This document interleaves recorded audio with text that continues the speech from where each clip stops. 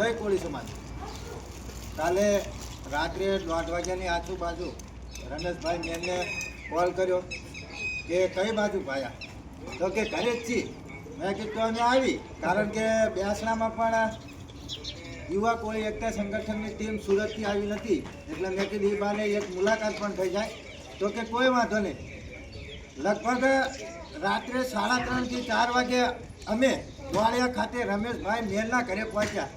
પણ ઓલો ખરેખર કહેવાય છે ને કે ભાઈઓનો પ્રેમ એટલો બધો હોય ને તો રાત્રે નિંદર પણ ના આવે।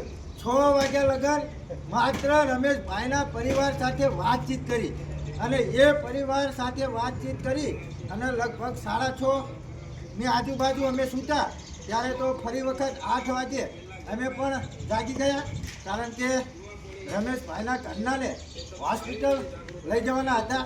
એટલે રમેશભાઈ હોસ્પિટલ ગયા, પરંતુ એમનો ભાઈઓ પ્રત્યે રમેશભાઈનો એટલો બધો પ્રેમ હતો કે સાથે એમના ભાઈ નાના ભાઈને કિરીટભાઈને કહેતા ગયા કે સમસ્ત યુવા કોળી એકતા સંગઠનની જે કોળી ઠાકોર સમાજ એકતા કરવા માટે જે ટીમ નીકળી છે, જે આપણા વાસ્તવિક હક અધિકાર, જે મૂળભૂત અધિકાર નથી મળતા, તો આ સરકાર સામે મોરચો માંડી રહી છે, તો એક સમગ્ર ટીમનું આપણા પરિવાર વતી એમનું સન્માન કરજો।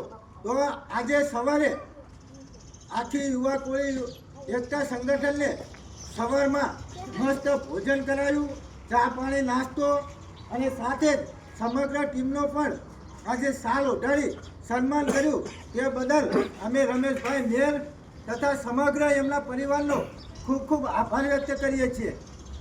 જય માન કાકા, જય કોળી સમાજ।